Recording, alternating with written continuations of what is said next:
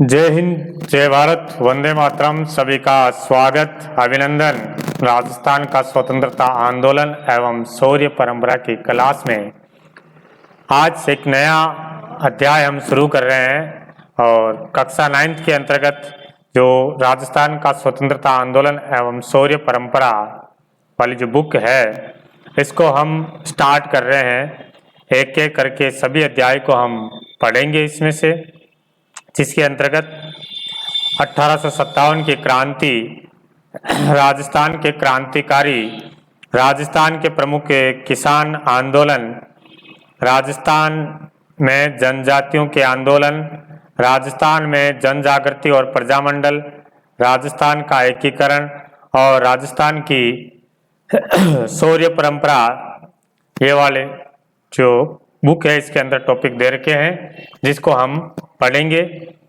तो आज हमारा पहला जो चैप्टर है 1857 की क्रांति। इससे पहले हम कक्षा 10th के राजस्थान का इतिहास और कला संस्कृति को कंप्लीट कर लिया है। ये वाला चैप्टर वैसे राजस्थान की सभी प्रतियोगिता परीक्षाओं के लिए इम्पोर्टेंट है, तो इसको आप जहाँ से भी तैयार करो आपको तैयार करना है। ये इस चैप्टर से जितने भी प्रतियोगिता परीक्षा हो रही है अभी, उसमें सभी प्रतियोगिता परीक्षाओं में यहाँ से प्रश्न आ रहा है। तो स्टार्ट करते हैं अपन। 1857 की क्रांति। इस 1857 क्रांति जो अंग्रेजों के विरुद्ध हुई थी, तो उससे पहले किस प्रकार से राजस्थान में अंग्रेजों ने अपने पैर जमाए थे वो पहले भूमिका के रूप में अपन पढ़ेंगे। चलो स्टार्ट करें। मुगल साम्राज्य के पतन के पश्चात देश में उत्पन्न अराजकता से राजस्थान भी अछूता नहीं रहा है। बात करें क्या 1707 तक जो अंतिम मुगल बादशाह रहता शक्तिशाली वो औरंगजेब था। औरंगजेब तक मुगल साम्राज्य शक्तिशाली था। उसके बाद में मुगल साम्राज्य का पतन होने लगा और पूरे देश में अराजकता की स्थिति बन गई थी। तो राजस्थान भी उस अराजकता से अछूता नहीं रहा था, तो राजस्थान में भी अराजकता फैली हुई थी। औरंगजेब की मृत्यु से उत्पन्न शक्ति की रिक्तता एक बार तो मराठों ने भर दिया। जैसे औरंगजेब की मृत्यु होती है तो औरंगजेब तक भारत में यूं समझ लीजिए एक केंद्रीय जो शक्ति रहती है, तो ऐसा काम एक बार तो मराठों ने कर लिया था औरंगजेब की मृत्यु के बाद में। लेकिन मराठों ने दक्षिण में प्रभुत्व स्थापित करने के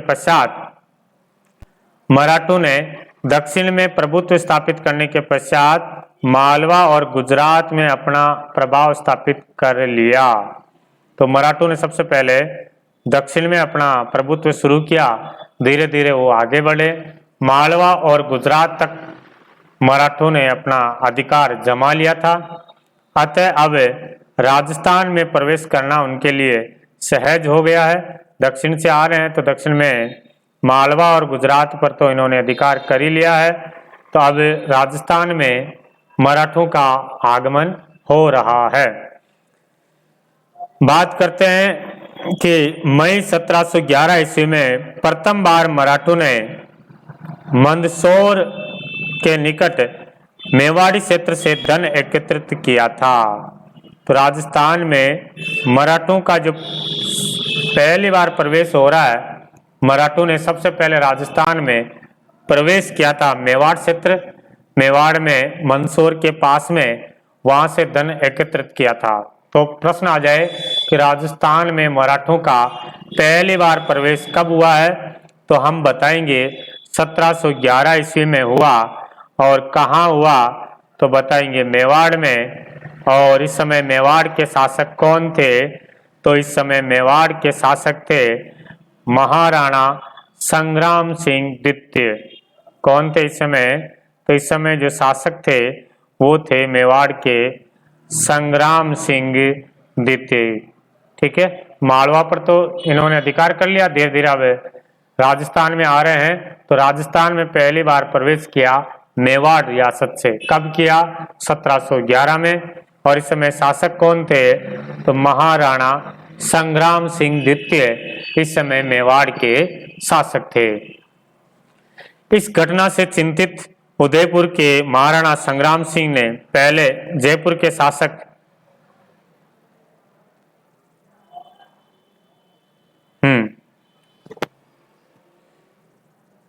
तो ये जब घटना हुई कि मराठे मेवाड़ में प्रवेश कर लिया है और संग्राम सिंह जी से धन एकत्रित करके ले गए हैं, मेवाड़ क्षेत्र से धन इकट्ठा किया था, तो ये घटना से मतलब चिंतित होकर के पहले संग्राम सिंह जी ने पहले जयपुर के शासक जय सिंह जी को बताया और बाद में मुगल बादशाह मोहम्मद शाह जो रंगीला है उनको मराठों की समस्या के बारे में बताया, उनसे विचार विमर्श किया कि अब धीरे धीरे मराठा राजस्थान में प्रवेश कर रहे हैं। जिस प्रकार से पूरे दक्षिण में और दक्षिण के साथ साथ गुजरात और मालवा पर अधिकार करने के बाद कई मराठा राजस्थान में तो ऐसा अधिकार ना जमा दे, ऐसा विचार विमर्श किया था।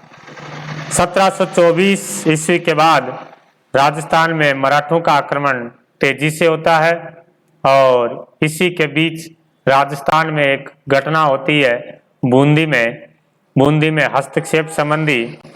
1724 में तो आक्रमण तेजी से हुआ और अप्रैल 1734 में बूंदी के पदच्युत शासक बुद्ध सिंह ने मराठा सहायता प्राप्त कर दलेल सिंह को गद्दी से हटा दिया और इस प्रकार से आंतरिक हस्तक्षेप करने वाला पहला जो हस्तक्षेप था मराठों का राजस्थान की राजनीति में, मराठों का जो पहला हस्तक्षेप हुआ वो कहाँ हुआ तो हम बताएंगे बूंदी में हुआ। कब? अप्रैल 1734 में। ठीक है, देखो होता क्या है कि बात करें बूंदी के शासक थे बुद्ध सिंह जी। बूंदी के शासक थे बुद्ध सिंह और इसी समय जयपुर के शासक थे सवाई जय सिंह द्वितीय। सवाई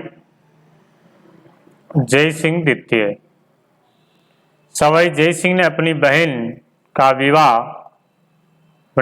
विवाह बुद्ध सिंह से करवा दिया, इनसे विवाह कर दिया और इनके संबंध अच्छे संबंध थे, दोनों एक दूसरे का सहयोग कर रहे थे। बट किसी घटना को लेकर के इन दोनों के बीच में अब टकराट की स्थिति हो जाती है। तो सवाई जय सिंह ने जब बुद्ध सिंह जी कहीं राजधानी छोड़ करके गए हुए थे तो सवाई जय सिंह बूंदी पर अधिकार करके बूंदी का जो शासक है वो दलेल सिंह को बना दिया, शासक बना दिया। ठीक है, दलेल सिंह को शासक बना देते हैं, बुद्ध सिंह को यहाँ से बूंदी का शासक हटा दिया। फिर क्या होता है, बुद्ध सिंह की जो रानी थी उनका बेटा था एक भवानी सिंह की भी हत्या करवा दी थी जय सिंह जी ने और जय सिंह जी ने अपनी बेटी कृष्णा कुमारी थी एक, जिसका विवाह दलेल सिंह से करवा दिया। और भाई आगे ये अगला जो शासक बनेगा दलेल सिंह के बाद में जो इनकी बेटी कृष्ण कुमारी है उसी का बेटा शासक बनेगा बूंदी का। लेकिन बुद्ध सिंह और उनकी जो रानी थी वो मराठों को बुलाया कि यहाँ पर सवाई जय सिंह जी हस्तक्षेप कर रहे हैं, आप आइए और हमारी सहायता कीजिए। और मराठे भी इसी इंतजार में थे। अब मराठे आ जाते हैं। मराठों में आए थे मल्हर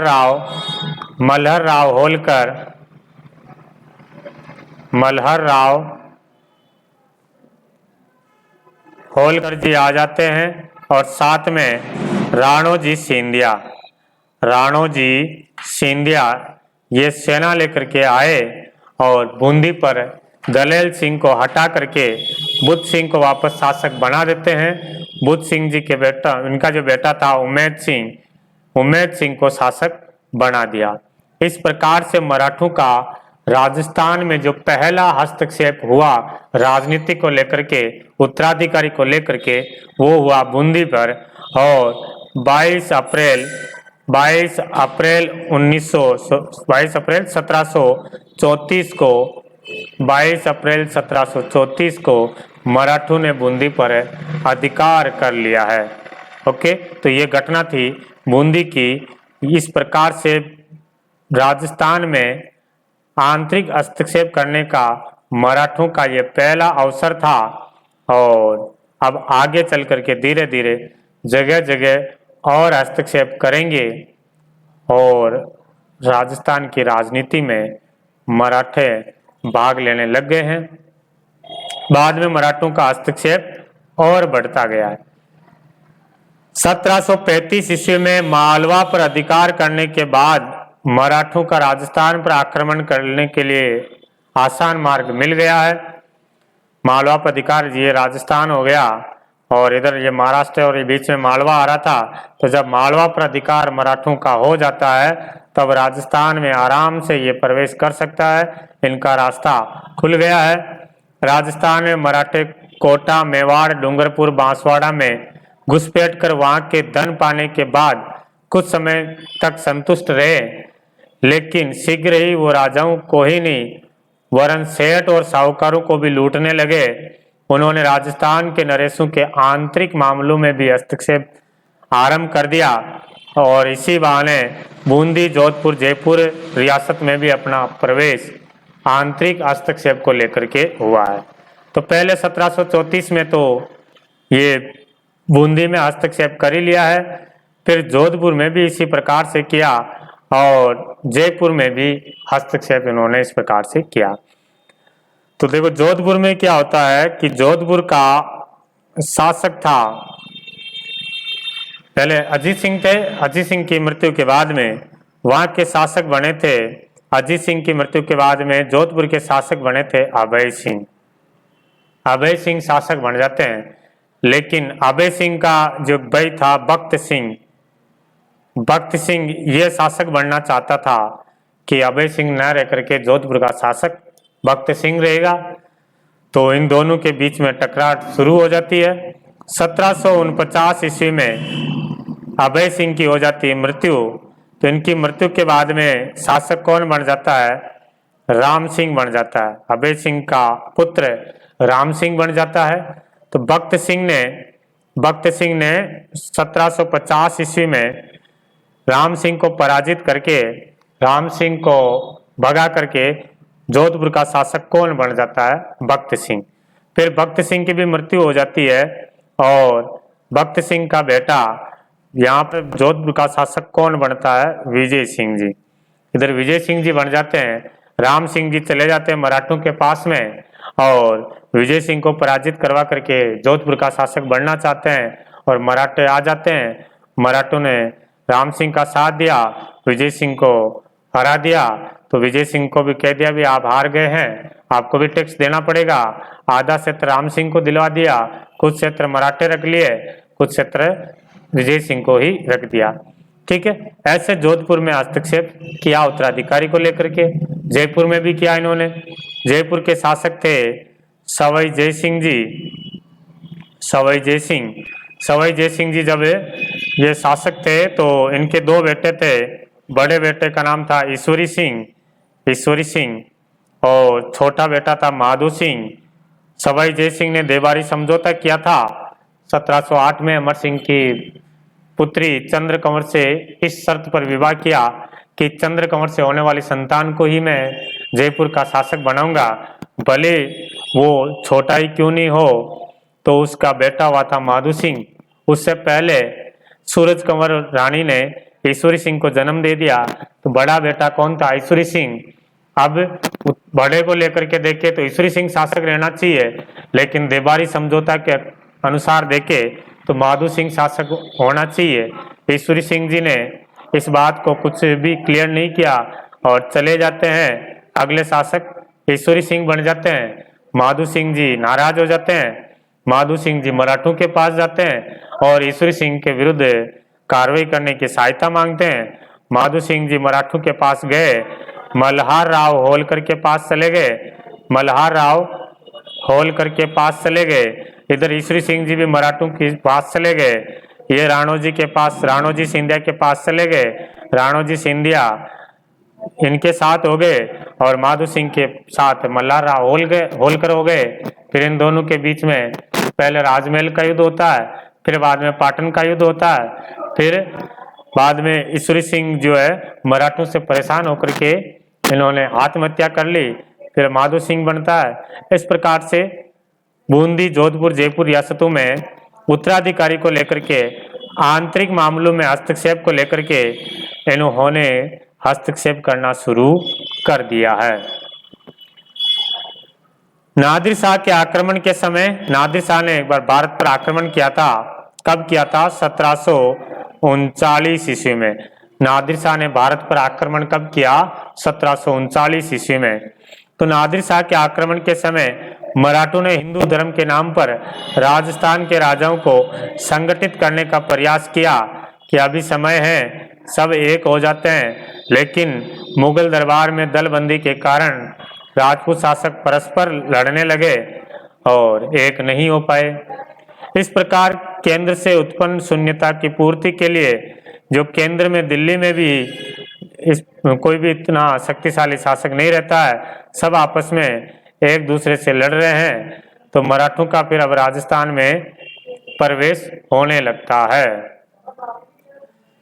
शाह ने, जो मराठा थे, सेनापति शाह जो शिवाजी के पुत्र थे, शंभू जी का बेटा, छत्रपति शिवाजी का पोता साहू जी, उनका जो पेशवा था बाजीराव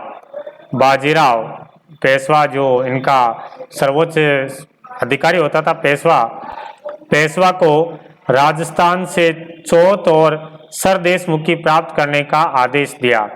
मराठे उस समय दो प्रकार के जो टैक्स लिया जाते थे, एक तो जितनी उपज होती है उसका जो 1/4 टैक्स के रूप में लेते थे, जितनी उपज होती है उसका 1/4 वो चौथ कहलाता था, और उसके अतिरिक्त भी कहीं कहीं उपज का 1/10 यानी जितनी भी उपज होती है उसका 10% और टैक्स के रूप में लेते थे, उसका नाम सरदेशमुखी था। तो ये आदेश दिया, कहा कि अब राजस्थान से भी आपको यह टैक्स वसूलना है। तो बाजीराव यहाँ पर टैक्स वसूलने आ जाते हैं। 1732 ईस्वी में सवाई जयसिंह जी, जो मालवा का सूबेदार बना, उस समय मुगल बादशाह थे मोहम्मद शाह रंगीला जी ने मालवा का सूबेदार किसको बनाया? जयपुर के सवाई जयसिंह को बनाया। मालवा का सूबेदार बना करके भेजा कि जाओ, कि मालवा पर मराठों का आतंक मचा रखा है, तो वहां पर आप जाओ, व्यवस्था संभालो। लेकिन मराठों ने सवाई जयसिंह जी को वहीं पर घेर लेते हैं। जब मालवे की सूबेदारी करने के लिए आते हैं तो वहां पर सवाई जयसिंह जी को घेर लिया। जयसिंह जी को पराजय स्वीकार करनी पड़ी और 28 परगने मराठों को देने पड़े। मालवे में 28 परगने मराठों को देने पड़े। 1761 से लेकर के 1791 के मध्य राजस्थान में राजपूत शासकों की कमजोर स्थिति के कारण विभिन्न राज्यों में मराठों का प्रभुत्व हो गया। तो 1761 से 91 में के बीच में राजस्थान के राजपूत शासक इतने कमजोर हो गए कि लगभग पूरे राजस्थान में मराठों का प्रभुत्व बढ़ने लग गया है, प्रभुत्व हो गया है। राजस्थान में बढ़ते मराठा हस्तक्षेप से सवाई जयसिंह जी और अन्य जो राजपूत राजा थे उनकी आंखें खोल दी, किस प्रकार से मराठा जो हस्तक्षेप कर रहे हैं और कहीं ये आगे चल करके राजस्थान के राजपूत शासकों के लिए कोई बड़ी समस्या तो खड़ी ना हो जाए। तो अभी भी समय है, कैसे भी करके सब मिल करके इसका समाधान निकालना चाहिए, वरना सवाई जयसिंह जी और दूसरे सभी शासक समझ रहे हैं कि आने वाली स्थिति में देखना कि आगे क्या होने वाला है। मराठों से मुक्ति के लिए धन का सहारा लिया गया। फिलहाल तो मराठों को कहा कि भाई आप टैक्स लो और जाओ साहब, टैक्स लेते रहो और जाते रहो। अभी तो मराठों को हम टैक्स देकर के रोक रहे हैं, पर जब धन लेने के बाद भी मराठों ने मालवा खाली नहीं किया, तो मतलब मालवा पर अधिकार किया, तो इनको टैक्स दिया जा रहा था, भाई आपको टैक्स दे रहे हैं तब तो आप इसको खाली कर दीजिए, फिर भी खाली नहीं किया तो पुनः संगठित प्रयास किए जाने लगे। जब धन के बजाय अब जो है कहा कि अब ये ऐसे पैसे दे करके नहीं जाने वाले हैं, पैसे देंगे तो भी ये नहीं जा रहे हैं, तो धन के बजाय अपने को क्या करना पड़ेगा, शक्ति का प्रयोग करना पड़ेगा। तो सबने सोचा कि अब धन के बजाय सब एकजुट होकर के लड़ करके सारे राजपूत मिल करके राजस्थान से इनको निकालने का प्रयास करते हैं। मराठों को सारे मिल करके इनको निकालने का प्रयास करते हैं। अतः जुलाई 1734 में एक हुरडा सम्मेलन होता है, जिसमें जयपुर के, जोधपुर के, उदयपुर के, कोटा के, किशनगढ़ के, नागौर, बीकानेर के और मेवाड़ के जो शासक है, मेवाड़ में जो कि अभी भीलवाड़ा में है, वहाँ हुरडा नामक स्थान पर एकत्रित हुए और 17 जुलाई 1734 को एक संधि पत्र पर हस्ताक्षर किए हैं। तो बात कर रहे हैं अपन हुरडा सम्मेलन की। हुरडा सम्मेलन, तो हुरडा सम्मेलन का आयोजन कब हुआ है? तो सर हुरडा सम्मेलन का आयोजन 17 जुलाई 1734 को, 16 जुलाई और 17 जुलाई 16 को हुआ था। अगले दिन सभी ने हस्ताक्षर किया था। भीलवाड़ा के हुरडा नामक गांव में, मेवाड़ रियासत का हुरडा गांव में हो रहा है, जिसमें कौन कौन आ रहे हैं? जयपुर के आ रहे हैं, अपने जयपुर के सवाई जय सिंह जी आए हैं। जयपुर के सवाई जय सिंह जी भाग लेने के लिए आए हैं इसमें। सवाई जय सिंह द्वितीय। जोधपुर से आए थे अभय सिंह जी, जोधपुर से अभय सिंह जी इस हुरडा सम्मेलन में भाग लेने के लिए आए हैं। उदयपुर के शासक थे महाराणा जगत सिंह द्वितीय, जिन्होंने, जगत सिंह द्वितीय ने इस हुरडा सम्मेलन की अध्यक्षता की थी। कोटा से आए थे दुर्जन शाह लहाड़ा, कोटा से दुर्जन शाह लहाड़ा जी आते हैं, दुर्जन शाह लहाड़ा। किशनगढ़ से आते हैं राज सिंह, किशनगढ़ से राज सिंह आए। नागौर से बख्त सिंह आते हैं, नागौर से बख्त सिंह आए। बीकानेर से जोरावर सिंह आए, बीकानेर से जोरावर सिंह जी आए, ठीक है। और एक करौली से गोपाल दास गोपाल पाल आए थे करौली से, वो भी ध्यान रख लेना। इस प्रकार से लगभग सभी छोटे मोटे सभी राजपूत यहाँ पर आते हैं। और क्यों हुआ था भाई? सब मिलकर के अपने मराठों को राजस्थान से बाहर भगाएंगे, इस उद्देश्य से राजस्थान में मराठा हस्तक्षेप को रोकने के लिए यहाँ पर एक सम्मेलन किया जाता है, जिसमें सभी ने संधि पत्र पर हस्ताक्षर किए, जिसके अनुसार सभी शासक विपत्ति के समय सहयोग देने का वादा किया। कहा कि यदि किसी भी शासक के ऊपर कोई परिस्थिति आ जाए, ऐसा कोई संकट आ जाए, तो सब एक दूसरे का सहयोग करेंगे। वर्षा ऋतु के बाद मराठों के विरुद्ध कार्रवाई हेतु रामपुरा एकत्रित होने का तय किया गया।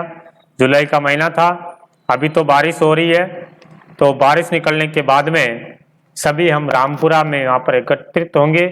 और जब सभी राजपूत सेना के जो शासक है सेना लेकर के आएंगे और मराठों पर आक्रमण करेंगे, तो इस बार निश्चित रूप से मराठा राजस्थान और मालवा होते हुए वापस दक्षिण भारत तक पहुंच जाएंगे, ऐसा तय किया था।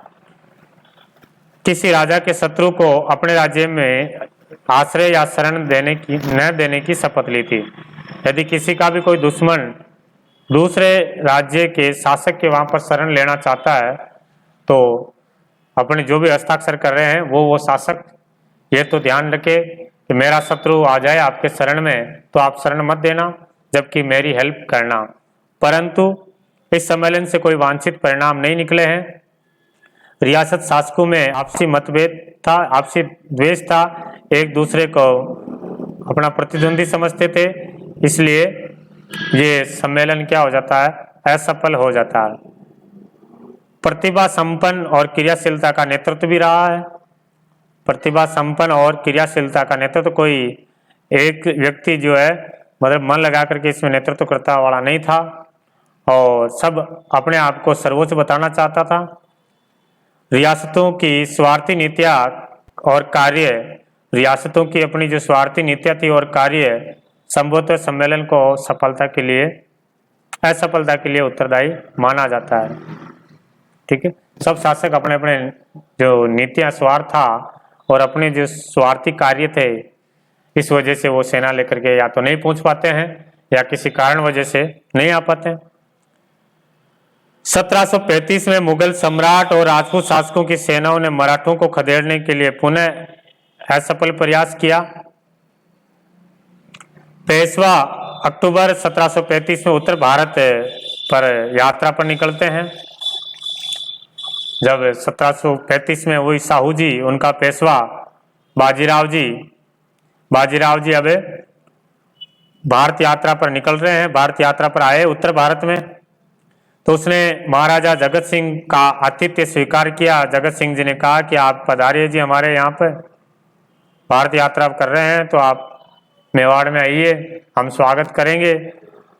और उनको उपहार तथा चौथ का समझौता हुआ था, उनके जो भेंट वगैरह देना हुआ और जितना टैक्स देना करता है उसके बीच में समझौता हो जाता है कि आप इतना जो कर रहे हैं, लूटपाट कर रहे हैं, हमारे से मत कीजिए और हम आपको सालाना इतना टैक्स, जितनी उपज होगी उसका 1/4 जो भाग है चौथ, वो हम दे देंगे। फिर जयपुरा आए, पेशवा जी जयपुर आए। जय सिंह ने, जयपुर के शासक जय सिंह जी थे, तो जय सिंह जी ने मराठा और मुगल सम्राटों के बीच में समझौता करवाना कहा कि जय सिंह जी ने कि आप मुगल सम्राट के भी पीछे पड़े हुए हैं तो ये भी थोड़ा आप छोड़ दीजिए, उनको समझौता करवाना चाह रहे थे, बट मराठों ने समझौता नहीं किया। सवाई जय सिंह जी को बोला, नहीं सवाई जय सिंह जी, हम मुगलों से कोई समझौता नहीं करने वाले हैं। पेशवा की राजस्थान यात्रा का परिणाम यह निकला कि मुगलों के साथ साथ अब राजपूत मराठों के भी करदाता बन गए।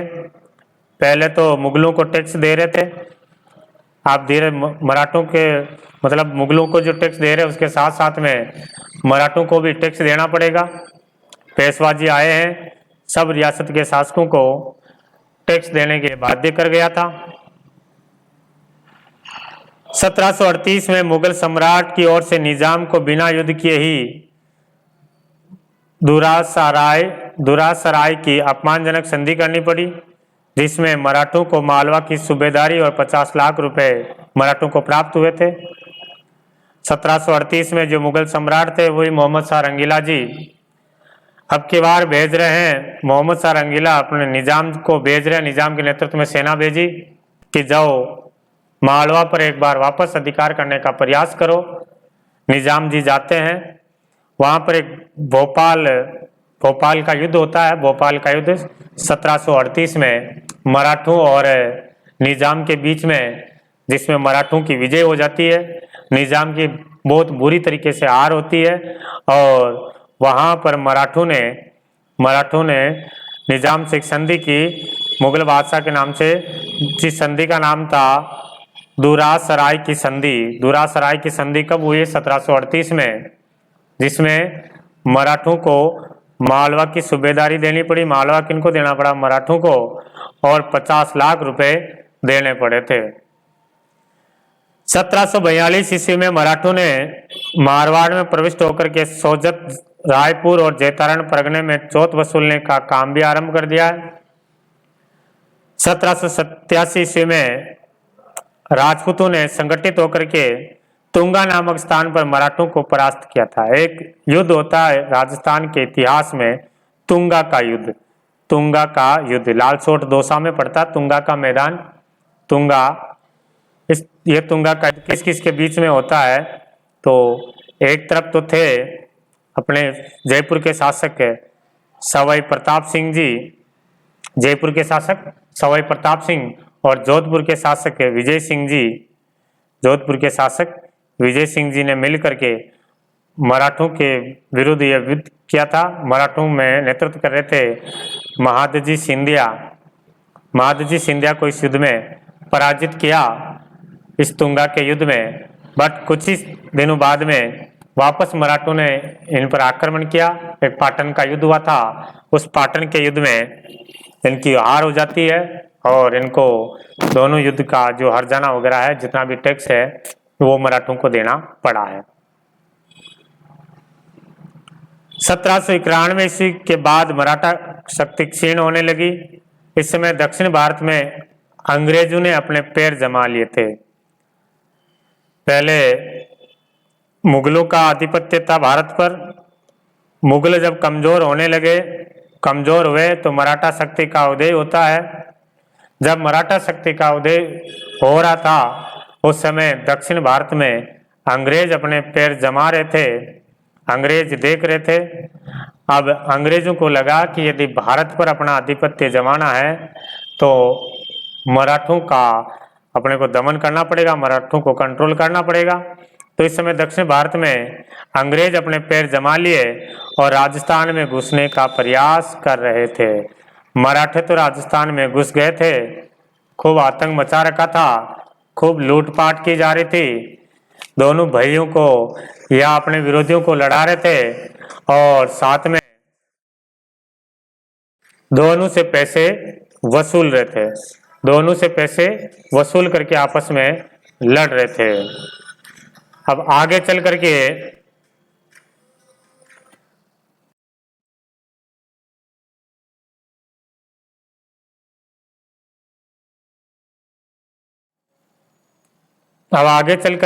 किस प्रकार से मराठे राजस्थान जो रहे अंग्रेज वो राजस्थान में आ जाते हैं।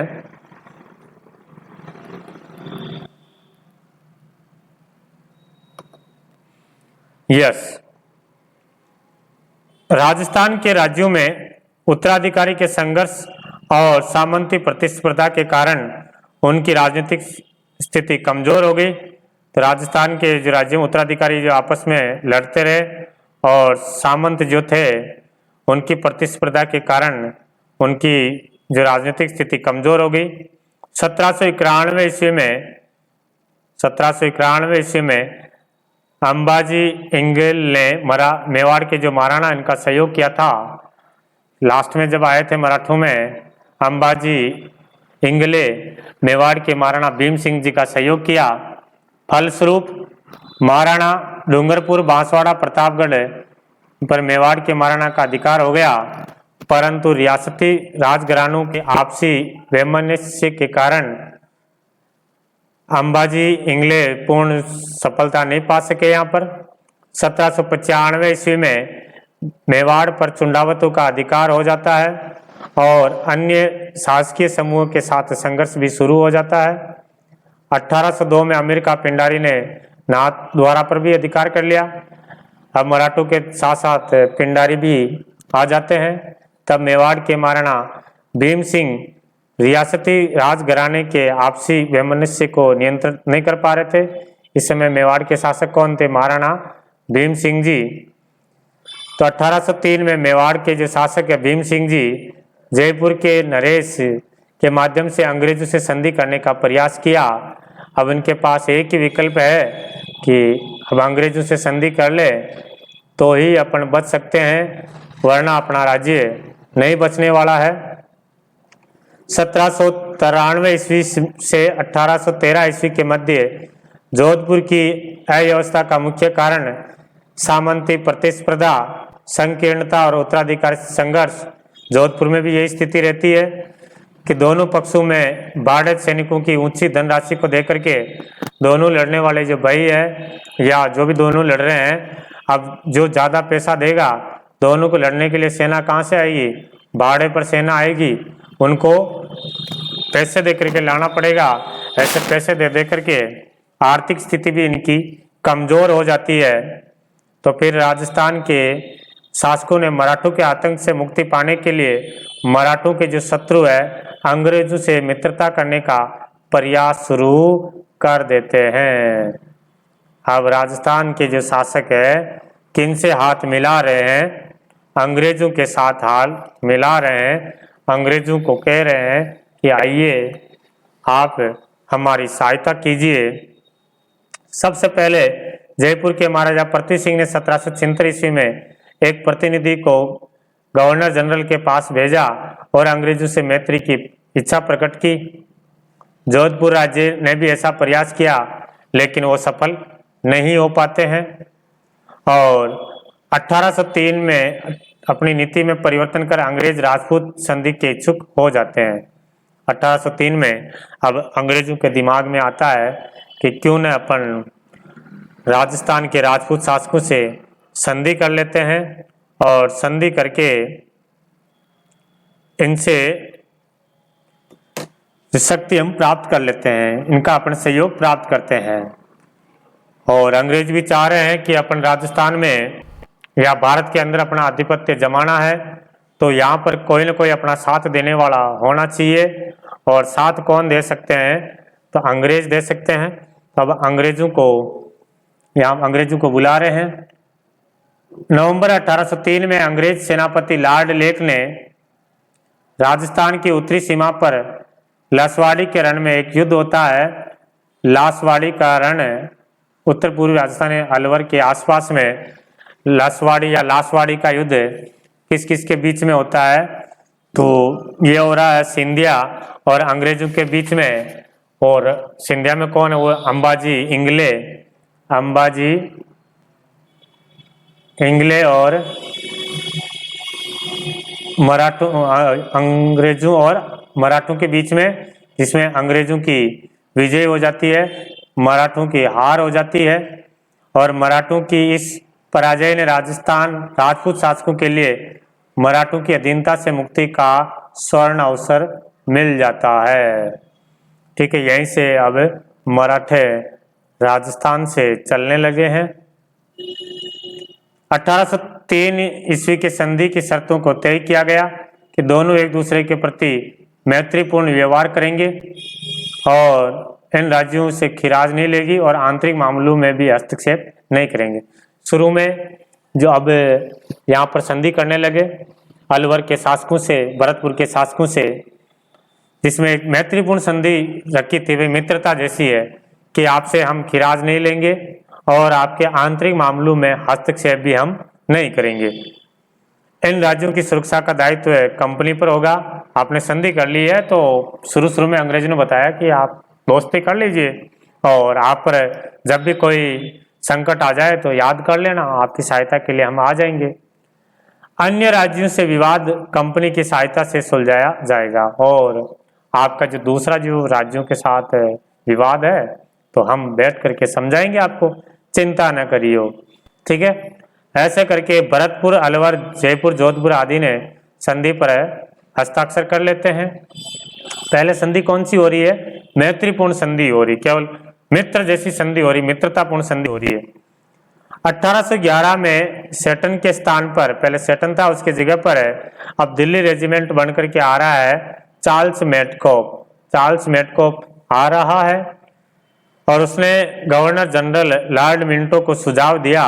गवर्नर जनरल कौन था उस समय? लॉर्ड मिंटो को सुझाव दिया कि मराठों, अमीर खां और पिंडारियों की विध्वंसकारी कार्रवाई को समाप्त करने के लिए ब्रिटिश संरक्षण में राजपूत राज्यों का एक संघ बना लिया जाए। यदि अपने को मराठों और पिंडारियों को इनकी जो शक्ति है कमजोर करनी है तो क्यों ना अपन राजपूत राज्यों का एक संघ बना करके इनकी सहायता ली जाए। इसी समय तत्कालीन जो गवर्नर है लॉर्ड हेस्टिंगस, अब गवर्नर कौन बन रहे हैं? Lord Hastings. इनके भी दिमाग में कुछ नीति आई है। सभी विरोधियों का दमन करके भारत में कंपनी की सर्वोच्चता स्थापित करना चाहता था कि जितने भी इनके विरोधी है उसका दमन कर दिया जाए और यहाँ पर जो है ईस्ट इंडिया कंपनी सर्वोच्च रहेगी, पूरे भारत में जो शासन करेगी वो ईस्ट इंडिया कंपनी करेगी। किंतु ये तभी संभव है जब मराठों में होलकर और सिंधियों को उनके राज्यों में सीमित कर दिया जाए। पूरे भारत में इनका जो आधिपत्य है या टैक्स वगैरह ले रहे हैं, आतंक जो मचा रखा है मराठा, होलकर और सिंधिया, उनको एक क्षेत्र में सीमित कर दिया जाए और पिंडारियों की शक्ति का भी दमन कर दिया जाए। ऐसा करने के लिए इसके लिए राजपूत राज्यों का संरक्षण में लेना अंग्रेजों के लिए अनिवार्य था। तो इनको अब राजपूत राज्यों से संधि करनी पड़ रही है, क्योंकि ये राज्य ही सिंधिया, होलकर और पिंडारियों के प्रभाव के क्षेत्र में थे। अतः अंग्रेजों ने 5 नवंबर 1817 को होलकर से नई संधि करके राजस्थान के जो राज्य, ये जो शासक हैं उनको अपन क्रांति पढ़ने के बाद में पढ़ेंगे तो सब याद हो जाएगा। ठीक है, यहाँ से भी प्रश्न आते हैं, क्रांति के समय कौन कौन शासक थे। संधि करने का अधिकार प्राप्त कर लिया। उधर मेटकोप का निमंत्रण मिलते ही कि भाई आप संधि करने के लिए कौन आ रहा है, मेटकोप आ रहा है। इस समय जो है गवर्नर कौन थे, हेस्टिंगस था। ध्यान रखना, ऊपर नाम आया ना हेस्टिंगस को भारत में आश्रित पार्थक्य संधि के जन्मदाता माना जाता है। ध्यान रखना, पूछते हैं भारत में जो संधियां हुई थी आश्रित पार्थक्य संधि, उसके जन्मदाता कौन थे, तो ये लॉर्ड हेस्टिंगस थे। आश्रित पार्थक्य संधि जिसमें सभी शक्तियां किनको दी जा रही है, राजपूत जो अंग्रेजों को दी जा रही है कि हमारे को क्या करना क्या नहीं करना, जो अंग्रेज कहेंगे वो हम अब करेंगे। तो ऐसा संधि करवाने वाला गवर्नर कौन था, हेस्टिंगस था। हेस्टिंगस ने किसको भेजा था, तो ये आया था मेटकोप। तो राजस्थान में जो संधियां हो रही है उस संधियों पर हस्ताक्षर करने वाला अंग्रेज अधिकारी कौन था, तो ध्यान रखना मेटकोप था। प्रश्न पूछा हुआ है, राजस्थान में जो अंग्रेजों से संधियां की थी उस संधियों पर, अधिकतर संधियों पर हस्ताक्षर करने वाला अंग्रेज अधिकारी कौन था, मेटकोप था। 2-3 रियासतें थी, डूंगरपुर, बांसवाड़ा, प्रतापगढ़, उसमें मालकम था, बाकी सभी में मेटकोप था। तो अब करौली, कोटा, उदयपुर, बीकानेर, किशनगढ़, जयपुर, जैसलमेर आदि ने कंपनियों से संधि कर लेते हैं। सबसे पहले जो संधि की थी, सबसे पहले संधि करने वाली जो रियासत थी हेस्टिंगस की, जो आश्रित पार्थक्य नीति के तहत संधि करने वाली पहली रियासत कौन सी थी, करौली, जिन्होंने 9 नवंबर 1817 में संधि कर ली। और समय करौली के शासक कौन थे, हरबख्शपाल सिंह ने अंग्रेजों के आश्रित पार्थक्य नीति के तहत संधि की थी। फिर उसके बाद में व्यापक रूप से संधि की थी कोटा, और कोटा के शासक थे उमेद सिंह। कोटा के शासक कौन थे, उमेद सिंह ने संधि कर ली। उसके बाद में वही नवंबर 1817 में ही, उसके बाद में उदयपुर आई गए हैं। उदयपुर के हमारे महाराणा थे भीम सिंह जी, जो काफी लंबे समय से अंग्रेजों से संधि करने का प्रयास कर रहे थे, और वो घड़ियां आ गई थी, आगे होकर के अंग्रेज इनके पास आ गए कि हमारे से संधि कर लो भाई। बीकानेर के कौन थे, सूरत सिंह जी, बीकानेर के थे सूरत सिंह। और किशनगढ़ के थे कल्याण सिंह जी, किशनगढ़ के कल्याण सिंह जी ने भी संधि कर ली। इधर जयपुर का था जगत सिंह जी, जयपुर के जगत सिंह द्वितीय। जैसलमेर के मूलराज भाटी द्वितीय,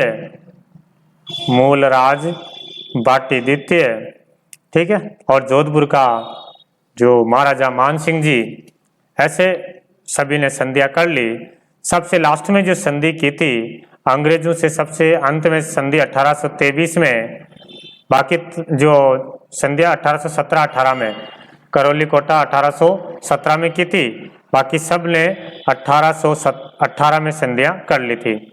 सबसे लास्ट में संधि की थी 1823 में सिरोही के शासक थे शिव सिंह जी, सिरोही के शासक शिव सिंह, इन्होंने सबसे लास्ट में संधि की थी। सिरोही के शासक शिव सिंह ने संधि की थी। इस प्रकार से 1817 से 1823 ईस्वी के दौरान राजस्थान पर आधिपत्य, यह ब्रिटिश स्थापत्य 1947 ईस्वी में स्वतंत्रता प्राप्ति तक अक्षुण्ण रहा, तब तक ये चला था। अब ब्रिटिश आधिपत्य 19वीं सदी के आरंभ में 20 रियासतें थी, शुरू में 19वीं सदी के जब शुरू हुआ था उसमें राजस्थान में 20 रियासतें थी, जिसमें 17 तो राजपूत रियासतें थी, 2 जाट थी, एक मुस्लिम रियासत टोंक। जाट रियासतें कौन कौन सी थी? भरतपुर और धौलपुर। बाकी 17 रियासतें राजपूत रियासतें थी। ये 19वीं सदी के आरंभ में थी, है ना। बाद में तो 19 रियासतें और 3 ठिकाने, एक केंद्र शासित प्रदेश हो गया था। सबने संधियां कर ली। फिर संधि की कुछ शर्तें रखी गई है। इन राज्यों के साथ संधि में कुछ सामान्य शर्तें रखी तो कुछ विशिष्ट शर्तें थी। जो सामान्य शर्तें क्या थी? अब सभी राजाओं ने संधियां की तो संधि में क्या क्या शर्तें रखी है? संधि द्वारा रियासत के शासक, उस रियासत का जो शासक था वो अंग्रेजों की सर्वोच्चता स्वीकार कर ली है कि अंग्रेज ही अब यहाँ पर सर्वोच्च रहेंगे। जो अंग्रेज कहेंगे वही है, वही हम करेंगे। रियासती राजाओं ने वंशानुगत अधिकार, जो राज्य अधिकार स्वीकार कर लिया। अंग्रेजों ने कहा कि भाई आप राजा है, आपके बाद में आपका बेटा ही राजा बनेगा, इस मामले में हम हस्तक्षेप नहीं करेंगे, ऐसा बोला था। बाहरी आक्रमण से प्रत्येक राज्य की सुरक्षा करने और आंतरिक शांति व्यवस्था बनाए रखने में सहायता का आश्वासन दिया है। यदि आपकी रियासत पर कोई बाहर से आक्रमण कर देता है या अंदर ही कोई ऐसा मामला हो जाता है, अशांति हो जाती है, तो आक्रमण के समय हम आपकी सुरक्षा करेंगे और आंतरिक शांति भी हम रखेंगे। ऐसे कौन कह रहे हैं? अंग्रेज राजस्थान के राजपूत शासकों को आश्वासन दिला रहे हैं। संधि करने वाले प्रत्येक राज्य में एक पॉलिटिकल एजेंट पीए रहेगा। भाई आपने संधि कर ली है तो आपके यहाँ पर एक पीए बैठेगा, वो आपको सही गाइड करता रहेगा। ऐसे अंग्रेजों की नीति थी। साथ ही यह भी आश्वासन दिया कि पॉलिटिकल एजेंट कार्य में हस्तक्षेप नहीं करेगा, राज कार्यों में, आपके राज कार्य में हस्तक्षेप नहीं करेगा। एक तो यहाँ बैठता रहेगा, भाई आप कहीं हमारे विरुद्ध नीतियां तो नहीं बना रहा। बस इतना आपकी जानकारी रखने के लिए यहाँ पर पॉलिटिकल एजेंट पीए बैठेगा। ब्रिटिश संरक्षण के बदले रियासत शासकों को विदेशी नीतियां जो है, अपनी जो विदेशी नीतियां है वो अब अंग्रेजों को सौंपनी पड़ेगी। किनसे आपको दोस्ती रखनी है, किनसे मित्रता रखनी है, वो हम कहेंगे जो आपको करना पड़ेगा। अपने आपसी विवाद अंग्रेजों की मध्यस्थता से प्रस्तुत करने का वादा करना पड़ा। जो भी अपने दूसरे राज्यों के साथ में विवाद है वो अंग्रेजों ने बैठ करके, अंग्रेजों को बताना पड़ेगा, अंग्रेज बैठ करके सुलझा देंगे। यदि 2 राजाओं के बीच में कोई विवाद है तो आप अंग्रेजों को बताइए, अंग्रेज उसका निपटारा करेंगे, उसका सुलझाना करेंगे। आवश्यकता पड़ने पर रियासत के जो शासक है अपने राज्य के समस्त सैनिक साधन अंग्रेजों को सुदृढ़ कर देंगे। अब ये बात भी कह रहे हैं कि जब भी अंग्रेजों के ऊपर कोई संकट आ जाए और अंग्रेजों को आपकी आवश्यकता पड़ रही है तो आपके जितने भी सैनिक वगैरह है, सैनिक सब साधन, वो सब किसको दे देंगे? अंग्रेजों को दे देंगे। अंग्रेजों को वार्षिक खिराज देने संबंधी धारा सभी राज्यों में अलग अलग थी। इसके बदले में आपको सालाना अंग्रेजों को आपकी भी सुरक्षा, और सारी युद्ध कोई कर देता है, आक्रमण कर देता है तो उसकी रक्षा हम करेंगे। इसके बदले में आपको खिराज देना पड़ेगा। और खिराज कितना रहेगा, ये सब अलग अलग राज्यों की अलग अलग थी। हाँ, तो खिराज की जो बात है, ये टैक्स है। खिराज की राशि निर्धारित करने के लिए जो मराठों को दिए जाने वाले खिराज को आधार बना करके किया गया। कहा कि हम ज्यादा आपसे पैसे नहीं लेंगे, आप जितना मराठों को खिराज दे रहे हैं बस वो खिराज हमारे को दे दीजिए, इतना सा काम कर लीजिए। पैसे तो आप पहले मराठों को भी दे रहे थे, वो पैसा हमारे को दे दीजिए। मराठों को देने के बाद भी आप वहाँ सुरक्षित नहीं थे, बट हमारे को जो खिराज दोगे तो उसके बाद आप सुरक्षित रहोगे। ब्रिटिश संरक्षण स्वीकार करने के फलस्वरूप राजस्थान के रियासती नरेशों में सुरक्षा को प्राप्त हुई और स्वतंत्रता भी खोनी पड़ी। उनको सुरक्षा तो प्राप्त हो गई है, अब कोई इनके ऊपर आक्रमण नहीं करेगा, बट यहाँ के जो रियासत के जो राजा थे उनको अपनी स्वतंत्रता खोनी पड़ी है। अब सर्वसर्वा कौन हो जाते हैं? तो सर्वसर्वा अब अंग्रेज हो जाते हैं। उपयुक्त संधियां राजस्थान के सभी राज्यों पर बहुविध प्रभाव पड़ा। कंपनी सरकार को नियमित रूप से खिराज देने से राजस्थान राज्य का आर्थिक स्थिति भी कमजोर हो गई। अब हर साल अंग्रेजों को खिराज देना है। पॉलिटिकल एजेंट राज्य की व्यवस्था बनाए रखने के नाम पर निरंतर हस्तक्षेप भी करने लगे। शुरू में जो संधि हुई थी उसमें कहा कि जो पीए आएगा वो यहाँ पर कोई आंतरिक हस्तक्षेप नहीं करेगा, बट वो अब हस्तक्षेप करने लग गया। शासन कार्य अधिकारियों में आई कमी के कारण राजा शासन संबंधी कार्य के प्रति उदासीन रहने लगे। अब शासन तो कुछ करना है ही नहीं है, जो अंग्रेज कहेंगे वो करना है। तो ऐसे में राजा महाराजा अब यहाँ पर उदासीन होने लगे, फ्री बैठे रहने लगे। ऐसी परिस्थिति में ब्रिटिश पॉलिटिकल एजेंट में तानाशाही बन गए। यहाँ के जो पॉलिटिकल एजेंट थे वो तानाशाही हो गए। कंपनी द्वारा खिराज वसूल करने के अलावा समय समय पर कई खर्चे बलात् थोप दिए जाते हैं। खिराज तो ले ही रहे, उसके अलावा भी और कई सारे टैक्स दे देते थे, भाई आपको ये चुकाना है, ये चुकाना है। अंग्रेजों ने राज्यों के आर्थिक साधनों पर भी अधिकार करने का प्रयास किया। जहाँ जहाँ से भी राज्य को आर्थिक यानी इनकम होती थी वहाँ पर अंग्रेजों ने अधिकार कर लिया। जैसे नमक उत्पादन वाले जो क्षेत्र थे, सांबर झील, वहाँ पर अंग्रेजों ने अधिकार कर लिया। मेवाड़ में जो अफीम उत्पादन होता था वहाँ से आय होती थी, उस पर भी अंग्रेजों ने अधिकार कर ली। तो जहाँ पर इनकम के स्रोत होते थे वहाँ पर अंग्रेजों ने अधिकार कर लिया। शांति व्यवस्था बनाए रखने के नाम पर लगभग सभी राज्यों में अंग्रेजी सैनिक टुकड़ी स्थापित कर दी। भाई सभी राज्यों में अपने यहाँ शांति व्यवस्था रख रहे हैं तो यहाँ सैनिक टुकड़ी रख दी, जिसका खर्चा वगैरह कौन, वहाँ के जो राजा है वो वहन करेगा। सैनिक टुकड़ियाँ स्थापित कर दी जिनका खर्च भी राज्य का वहन करना पड़ेगा। अब उनको तो रख दिया भाई आपको सैनिक रखो, सैनिक टुकड़ियाँ तैयार करके रख दिया। अब इनका खर्चा ये रियासत के शासक उठा रहे हैं। और अंग्रेजों को ये पता हो गया कि जब भी अंग्रेजों के ऊपर कोई आक्रमण कर देगा तो यहाँ से अपने एक बहुत बड़ी सैनिक टुकड़ी मिल जाएगी।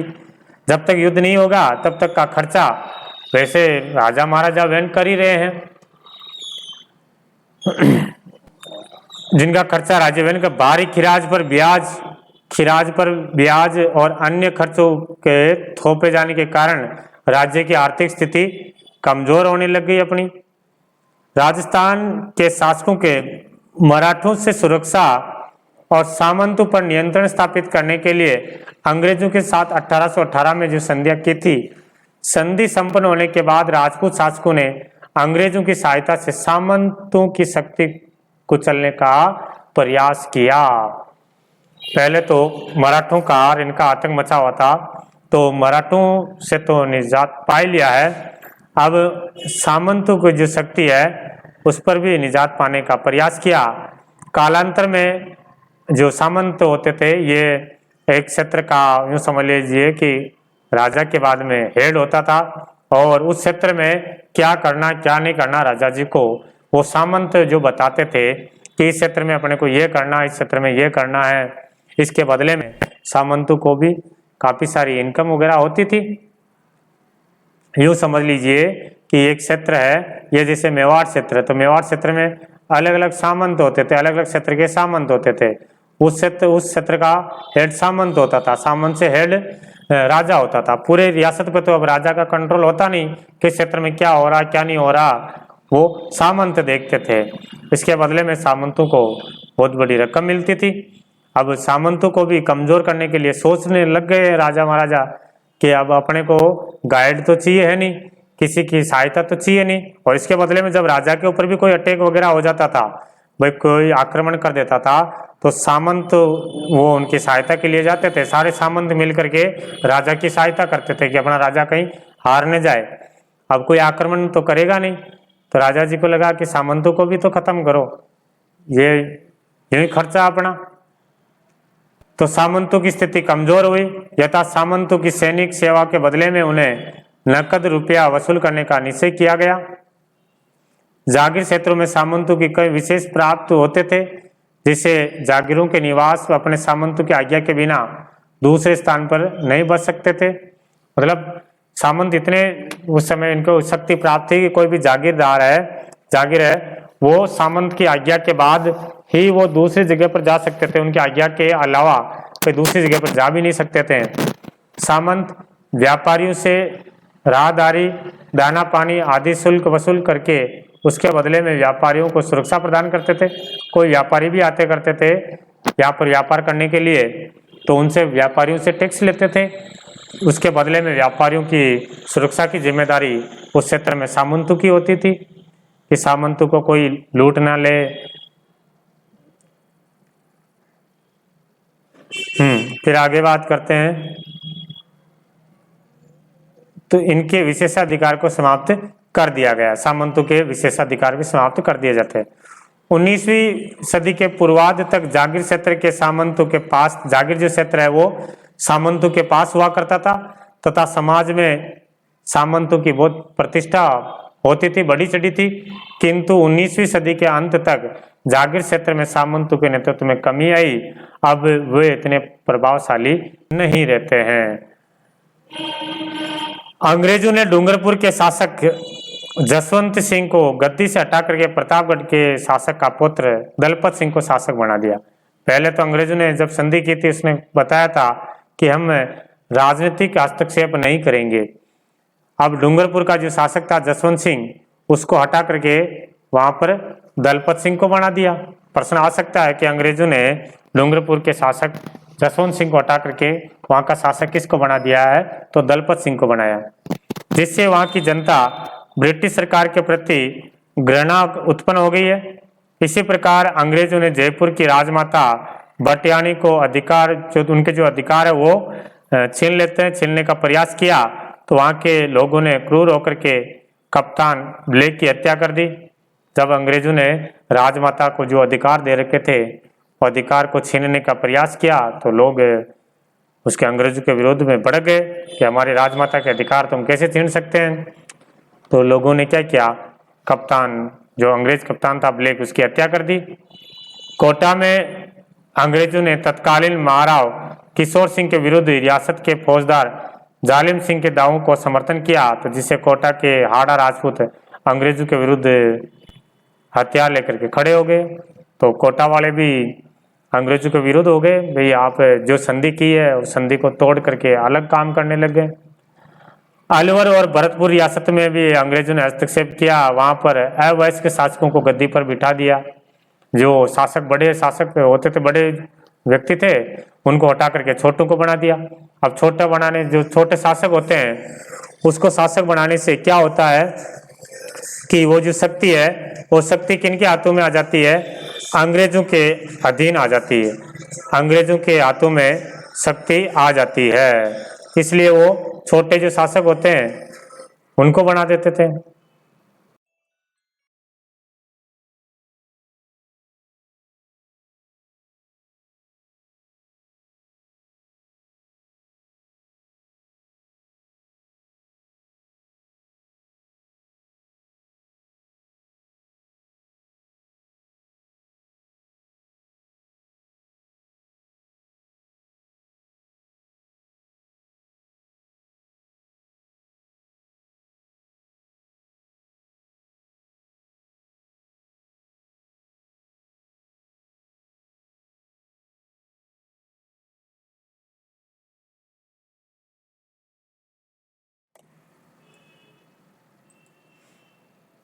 हाँ, तो जो छोटे शासक होते थे उसको बना देते थे कि जिससे क्या होगा कि सत्ता अंग्रेजों के हाथों में आ जाएगी। अंग्रेजी राज्य को प्रशासन में अपना नियंत्रण स्थापित करने का अवसर मिल जाता है। जोधपुर का जो महाराजा था मान सिंह जी, जिन्होंने अंग्रेजों से संधि की थी, ये भी अंग्रेजों के ब्रिटिश सरकार के घोर विरोधी थे। इन्होंने बाद में संधि का रूल भी तोड़ दिया था मान सिंह जी ने। तो उनके प्रयत्नों से अन्य रियासतों में भी ब्रिटिश सत्ता के विरुद्ध असंतोष पनपने लगा है। ये पॉलिटिकल एजेंट है, इनको आपको ध्यान रखना है। क्रांति के समय कोटा का पॉलिटिकल एजेंट कौन था? मेजर बर्टन था। जोधपुर का पॉलिटिकल एजेंट मारवाड़ का कौन था? मेघमेसन था। भरतपुर का पॉलिटिकल एजेंट कौन था? मॉरिसन था। जयपुर का पॉलिटिकल एजेंट कौन था? ईडन था। उदयपुर का पॉलिटिकल एजेंट सावर्स था और सिरोही का पॉलिटिकल एजेंट जेडी होल था। ये आप पॉलिटिकल एजेंट याद रखोगे, प्रश्न आता है यहाँ से पॉलिटिकल एजेंट से, याद होगा ये तो। राजनीतिक आधिपत्य स्थापित करने के पश्चात अंग्रेज सरकार ब्रिटिश भारत की भांति राजस्थान पर भी संस्कृति विजय प्राप्त करने के इच्छुक हो उठी और ब्रिटिश सरकार ने सामाजिक सुधार के लिए प्रचलित परंपराओं, रीति रिवाज, कुरीतियों को समाप्त करने पर विशेष बल देने लगे। जैसे भारत में अंग्रेजों ने सती प्रथा, प्रदास प्रथा पर कुछ ऐसी कुप्रथाएं थी जिस पर समाप्त करने का आदेश दे दिया था, तो ऐसा राजस्थान में भी करने का प्रयास किया, जिसमें उदयपुर में डाकन प्रथा पर रोक लगा दी थी, कहीं पर जैसे सती प्रथा पर रोक लगा दी थी। ऐसी कुप्रथा पर रोक लगाई तो समाज में एक बात गई कि ये हमारे समाज में हस्तक्षेप करने वाले कौन हो गए। इन कुरीतियों में कन्यावाद्य, दास प्रथा, सती प्रथा सम्मिलित थी। इस दिशा में उठाए गए कदम से जनता ये समझने लगी, हालांकि ये जो कुरीतियां थी उस अंग्रेजों ने यहाँ तक थोड़ा ठीक किया था कि जो कन्या पर वध करना, दास प्रथा है, सती प्रथा है, ये इस पर रोक लगाने का प्रयास किया। लेकिन जनता यहाँ पर समझने लगी कि हमारे राजनीतिक ढांचे में विघटित करना चाहते हैं, ये हमारे को तोड़ना चाहते हैं और अंग्रेजों की सामान्य जीवन में हस्तक्षेप जनता में असंतोष उत्पन्न कर दिया कि हमारे समाज में और हमारी जो सामाजिक रीति रिवाज है उसमें ये हस्तक्षेप करने वाले कौन होते हैं। इस प्रकार हम देखते हैं कि 1818 संधि के बाद अंग्रेजों द्वारा राजस्थान के राज्यों के प्रशासन में अवांछनीय हस्तक्षेप, आर्थिक संसाधनों पर आधिपत्य और अंग्रेजों द्वारा वसूल किए जाने वाले वार्षिक खिराज की राशि, सामंतों के विशेषाधिकार पर कुठाराघात और राजस्थान के सामाजिक जीवन में हस्तक्षेप ने सर्वत्र असंतोष पैदा कर दिया। राजा, सामंत, साधारण जनता, सभी वर्ग अंग्रेजों से असंतुष्ट थे, सारे असंतुष्ट थे और ईसाई मत के प्रचारकों की संदिग्ध गतिविधियों के कारण अजमेर मेरवाड़ा क्षेत्र में यह विचार पनपने लगे कि अंग्रेज हिंदुओं का मतांतरण कर, मतलब इनका जो धर्म परिवर्तन करवा रहे हैं और जबरदस्ती ईसाई बनाने का प्रयास कर रहे हैं। ऐसा भी अजमेर में एक बात चलने लगी है कि अंग्रेज जो है अजमेर में तो कई हिंदुओं को ईसाई बना दिया। इससे ब्रिटिश सत्ता के प्रति तीव्र आक्रोश उत्पन्न हो गया और ब्रिटिश विरोधी भावनाओं को पनपाने में राजस्थान के कवियों और साहित्यकारों का भी बहुत योगदान रहता है। ऐसे शासकों की निंदा की गई जो ब्रिटिश सत्ता के बहुत बड़े भक्त थे, ऐसे कवियों ने उनकी निंदा की और उन शासक और सामंतों की प्रशंसा की जो ब्रिटिश सत्ता के विरोध थे। ऐसे कवियों में एक बांकीदास जी थे, मारवाड़ क्षेत्र से मानसिंह के ये दरबारी कवि थे। बांकीदास, राघोदास, सांधु गांगजी और सूर्यमल जी मिश्रण, महाकवि सूर्यमल जी मिश्रण जो अपने राजस्थान के राज्य कवि है, उन्होंने भी कई सारे ऐसे कविताएं वगैरह लिख करके जनताओं को जो देश प्रेमी की भावना विकसित की है और उन शासकों का, सामंतों का विरोध करने लगे जो अंग्रेजों के भक्त थे और उनका जो सम्मान करने लगे, प्रशंसा करने लगे जो अंग्रेजों के विरुद्ध थे।